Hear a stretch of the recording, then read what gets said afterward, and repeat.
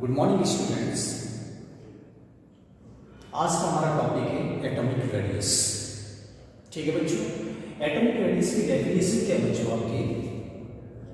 Atomic radius होता क्या है? It is the half of internuclear distance between two atoms in a homo atomic molecule is known as atomic radius.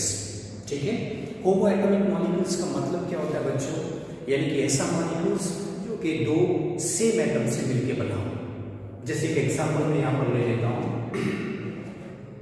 जैसे ये कोई आपका ए atom है, ठीक है, ये क्या बच्चों आपका ए एटम है और इस ए एटम का ये सेंटर है जिसको न्यूक्लियस बोलते हैं। ठीक है बच्चों, दिस इज द न्यूक्लियस। ठीक है, नाउ अनदर आपके क्या है, ये दूसरा भी आपका सेम ही एटम होगा, ए एटम, ठीक है, जिसका न्यूक्लियस ये है। ठीक है, ये दोनों सेम एटम्स आपस में कंबाइन होकर के आपके होमो एटॉमिक मॉलिक्यूल्स बनाएंगे। ठीक है, तो उस होमो एटॉमिक मॉलिक्यूल्स में परसेंट टू सेम एटम्स के न्यूक्लियस के बीच की डिस्टेंस का हाफ, बीच की डिस्टेंस का हाफ, ठीक है, ये होगा बच्चों आपके एटॉमिक रेडियस। ठीक है, ये क्या हुआ? Atomic radius. ठीक है बच्चों, तो डेफिनेशन क्या है? हाफ ऑफ इंटरन्यूक्लियर डिस्टेंस, ये रही आपकी to atoms in a homo atomic molecules. देखो ये दोनों सेम एटम्स हैं, दोनों सेम एटम्स के मिलने से जो होमो एटॉमिक मॉलिक्यूल्स बना है, उन एटॉमिक के बीच की इंटरन्यूक्लियर डिस्टेंस का हाफ वो होता है आपके, क्या होता है बच्चों? वो होता है एटॉमिक रेडियस। ठीक है बच्चों, तो देखो यहां से यहां देखो ये डिस्टेंस हो गई, यहां से यहां तक दो इंटरन्यूक्लियस की डिस्टेंस, और ये डिस्टेंस किसकी है? ए और ए की है, यानी कि दो सेम एटम्स की डिस्टेंस है। ठीक है, यानी कि होमो एटॉमिक मॉलिक्यूल्स की डिस्टेंस मैंने मान लिया डी ए। ठीक है, तो उसकी रेडियस क्या होगी उसकी? तो बच्चों फॉर्मूला बन जाता है आर ए, यानी कि रेडियस ऑफ ए एटम, ठीक है, इक्वल क्या होता है? इंटरन्यूक्लियर डिस्टेंस कितनी है? D A. ये आपका मॉलिक्यूल है, ठीक है, ये डी उसकी क्या है? इंटरन्यूक्लियर डिस्टेंस है, और उसका हाफ हो गया कि atomic radius of A atom. बच्चों इससे से फॉर्मूला बन जाता है। ठीक है, तो ये तो हुई आपकी एटॉमिक रेडियस की डेफिनेशन बच्चों यहां पर। ठीक है, अब बच्चों इसमें पॉइंट क्या है? ये जो इंटरन्यूक्लियर डिस्टेंस है दो सेम एटम की, उसको हम क्या बोलते हैं? बॉन्ड लेंथ भी बोलते हैं। ये जो आपका डी ए है, इसको हम क्या बोल सकते हैं? Bond length. ठीक है, बॉन्ड लेंथ यानी कि इंटरन्यूक्लियर डिस्टेंस जो डी ए है, वो आपकी क्या हुआ? बॉन्ड लेंथ भी बोलते हैं बच्चों। ठीक है, तो सेकंड पॉइंट आपका ये होता है। दूसरी आपका थर्ड पॉइंट क्या है? ये जो एटम्स के बीच में जो इंटरन्यूक्लियर डिस्टेंस है, ठीक है, वो आपके बच्चों किस पर डिपेंड करती है? टाइप्स ऑफ बॉन्ड पर, बॉन्ड्स के टाइप पर डिपेंड करती है कि भाई जो इंटरन्यूक्लियर डिस्टेंस है वो कितनी होगी। ठीक है ना, वो किस पर डिपेंड करती है? आपके टाइप्स ऑफ बॉन्ड पर। देखिए अब ये जो मैंने बॉन्ड बनाया है दो सेम एटम्स के बीच में, वो कौन सा है? आपकी कोवैलेंट बॉन्ड है। ठीक है ना, यानी कि दो एटम्स ओवरलैप हो गए एक दूसरे के ऊपर, और आपकी क्या बनाया? Covalent bond. ठीक है, बॉन्ड इस तरह से भी होते हैं, जैसे एक एटम ये है, दूसरा एटम यहां पर है, तो इनकी इंटरन्यूक्लियर डिस्टेंस देखो, इसका न्यूक्लियस ये है, दूसरा न्यूक्लियस ये है, इसके दूसरे एटम का ये रहा, तो देखिए इसका हाफ ये रेडियस है। तो बॉन्ड लेंथ भी आपकी किस पर डिपेंड करती है कि बॉन्ड का टाइप क्या है। ठीक है बच्चों, बॉन्ड का टाइप का मतलब कि कोवैलेंट बॉन्ड है, कि आयोनिक बॉन्ड है, कि मेटेलिक बॉन्ड है, कि आपकी वैन डर वाल्स बॉन्ड है, उस पर आपके डिपेंड करता है बच्चों। ठीक है, तो बॉन्ड्स की टाइप पर डिपेंड करता है कि इंटरन्यूक्लियर डिस्टेंस कितनी होगी। ठीक है, जब दो एटम्स कंबाइन होते हैं उनके बॉन्ड की टाइप पर डिपेंड करता है। तो बच्चों ये थर्ड पॉइंट होता है। फोर्थ पॉइंट है आपकी बेस्ड ऑन केमिकल बॉन्ड या types of bond atomic radius, क्योंकि इंटरन्यूक्लियर डिस्टेंस जब अफेक्टेड होगी तो एटॉमिक रेडियस भी बच्चों आपकी अफेक्टेड होगी कि नहीं होगी? देखो है कि नहीं? देखो यहाँ तो ये इससे से एटॉमिक रेडियस है, इस जगह देखो इससे से। ठीक है, तो इसको हमने फोर कैटेगरी में कैटेगराइज किया है। वो है आपकी कोवलेंट रेडियस, यानी कि जो कि कोवलेंट बॉन्ड से डिसाइड होती है। ठीक है, आयोनिक रेडियस। ठीक है, और नेक्स्ट है आपकी मेटेलिक रेडियस और फाइनली आपकी van der Waals radius. Clear बच्चों ये आपके? ठीक है, तो इन रेडियस के बारे में हम वन बाय वन स्टडी करेंगे। तो पहले आपके है कोवलेंट रेडियस, जिसको हम क्या बोलते हैं? SBCR बोलते हैं। क्या बोलते हैं? SBCR, यानी कि single bonded covalent radius. Single bonded covalent radius. ठीक है, इसको SBCR भी बोलते हैं बच्चों। क्लियर होता है ये चीज? ठीक है, अब इसमें क्या आपके कोवलेंट रेडियस डिपेंड करती है कोवलेंट बॉन्ड पर। ठीक है, तो covalent bonds are formed by overlapping of atomic orbitals. दो एटम्स आएंगे, ठीक है, एक एटम आया दूसरा एटम आया, दोनों एटम से एक दूसरे से ओवरलैप होंगी, उस पर आपकी कोवलेंट रेडियस डिसाइड होती है। ठीक है, ओके, इस पर डिपेंड करती है आपके एटॉमिक ऑर्बिटल्स में ओवरलैपिंग पर। ठीक है, जैसे हाइड्रोजन मैंने ले लिया। देखिए एक हाइड्रोजन एटम है, ये दूसरा हाइड्रोजन एटम। ठीक है, ये देखो ये इधर से नजदीक आया, इसके नजदीक आया। ओके, दोनों क्या हो गए बच्चों? ओवरलैप हो गए। देखो ओवरलैप हुए कि नहीं हुए? ये ओवरलैपिंग पार्ट है, थोड़ा बड़ा बना देता हूं यहाँ पर। ये है इससे से और दूसरा ये ओवरलैपिंग पार्ट है। ठीक है, इस एटम का न्यूक्लियस ये है और दूसरे एटम का न्यूक्लियस आती है दूसरे हाइड्रोजन का। ठीक है, इससे से बनाता है। तो ये इनकी इंटरन्यूक्लियर डिस्टेंस हुई कि नहीं? और इस इंटरन्यूक्लियर डिस्टेंस का ये हुआ हाफ, तो ये हुई आपकी क्या? वो आपकी कोवलेंट रेडियस, यानी कि SBCR बोलेंगे। ठीक है, इसको हम क्या बोलेंगे? Covalent radius. क्लियर बच्चों? ठीक है, ये आपकी कोवलेंट रेडियस होगी। ठीक है, इस कोवलेंट रेडियस में या ऐसे बोल सकते हैं कि इस कोवलेंट बॉन्ड से या बॉन्ड में कोवलेंट बॉन्ड में जो इंटरन्यूक्लियर डिस्टेंस होती है वो मिनिमम होती है बच्चों। ठीक है, सबसे कम होती है एक तरह से।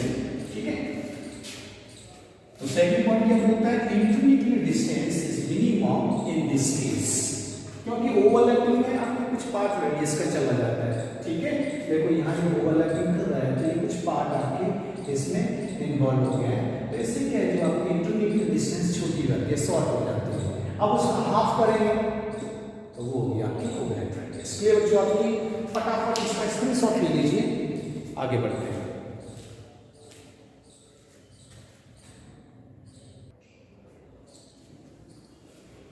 नेक्स्ट है बच्चों अपने आयोनिक रेडियस। कोवलेंट रेडियस हमारा कंप्लीट हो चुका है। नेक्स्ट है आपके आयोनिक रेडियस। आयोनिक रेडियस में हम पहले स्टडी करेंगे आपकी कैटायनिक रेडियस। ठीक है, क्योंकि आयंस में आपके क्या होते हैं? कैटायंस और एनायंस होते हैं। ठीक है, तो पहले हम कैटायनिक रेडियस स्टडी करेंगे, फिर बाद में हम आपकी एनायनिक रेडियस स्टडी करेंगे। तो कैटायनिक होता क्या है? कैटायंस कैसे होते हैं आपके? कि when a neutral atom loses electron it convert into cations। कोई भी न्यूट्रल एटम जब अपने इलेक्ट्रॉन्स का लॉसेस करता है तो it is convert into cations. ठीक है, तो कैटायंस में कन्वर्ट हो जाता है, या फिर हम बोल सकते हैं कैटायंस को क्या बोल सकते हैं? Positively charged ions. ठीक है, जैसे एग्जांपल ले लीजिए, जैसे सोडियम है, ये क्या न्यूट्रल एटम है।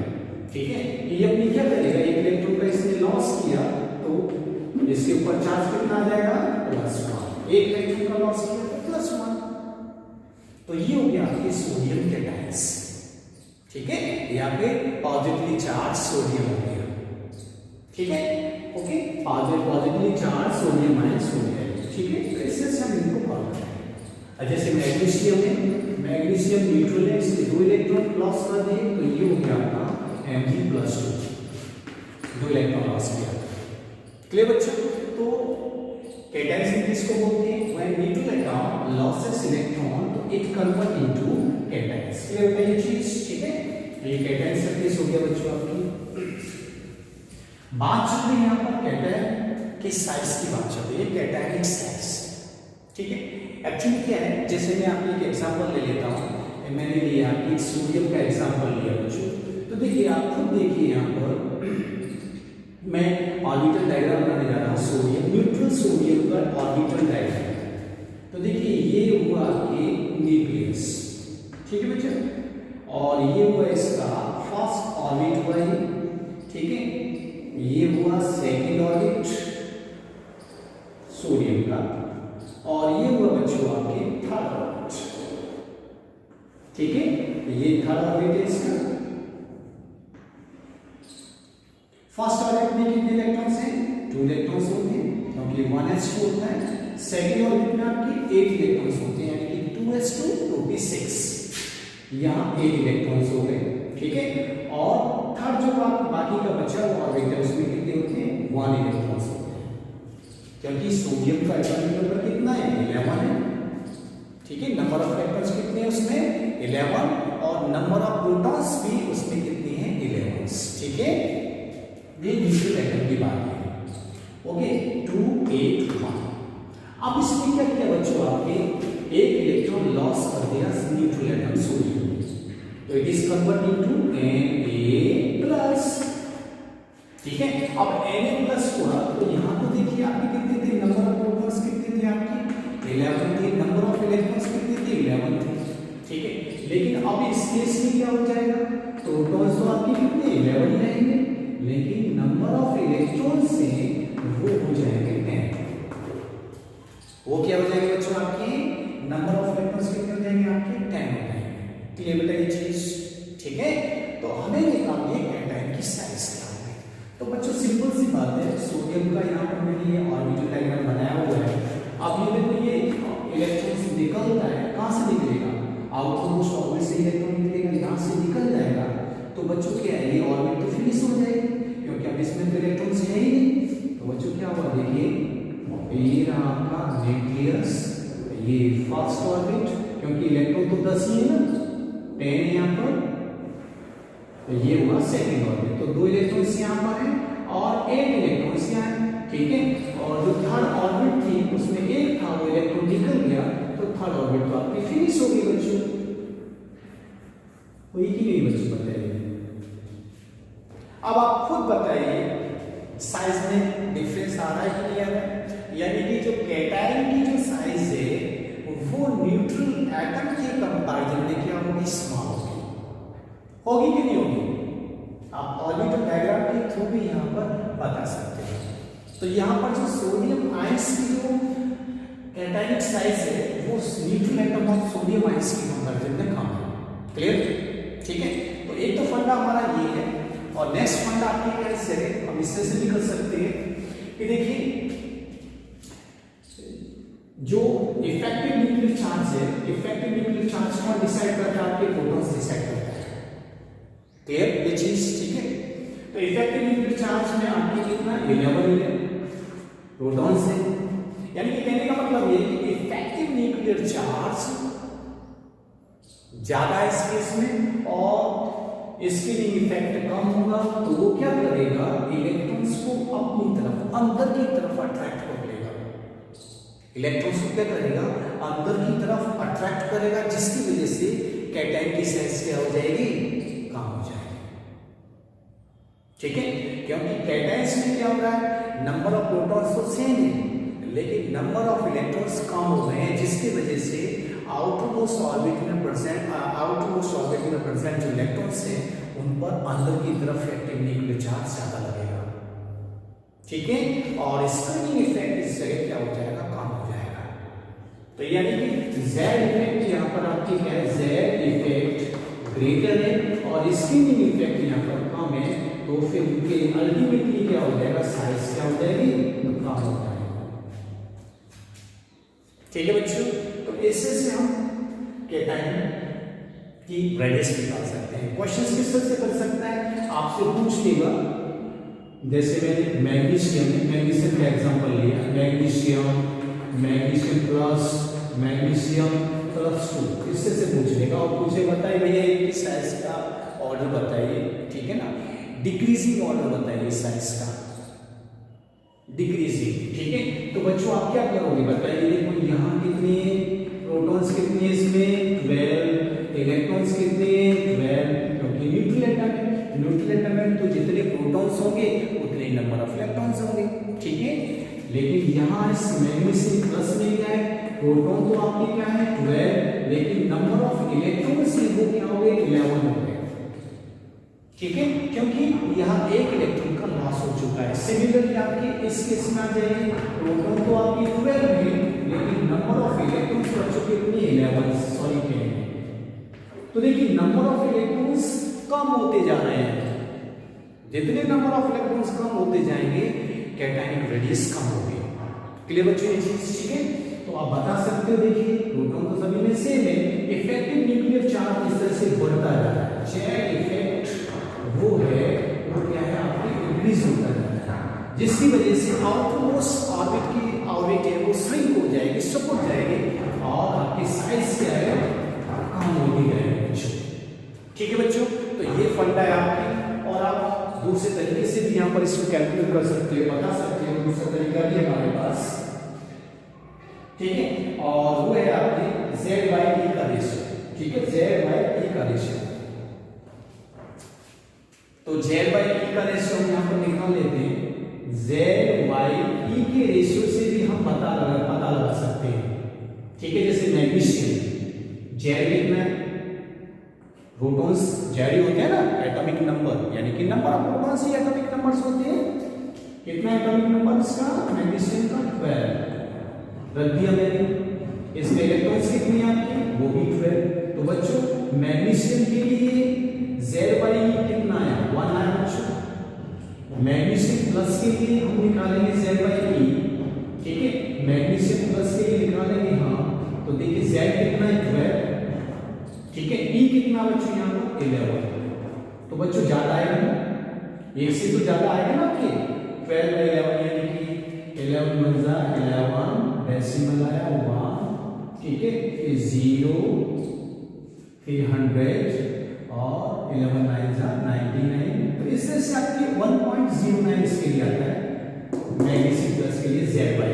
क्लियर है ये चीज। अब निकाल रहे हैं मैग्नीशियम प्लस 2 के लिए, तो इसमें क्या करेंगे, इसके लिए 12 Z और ये कितना है 10, यानी कि इसकी वैल्यू आती है आपकी 1.2।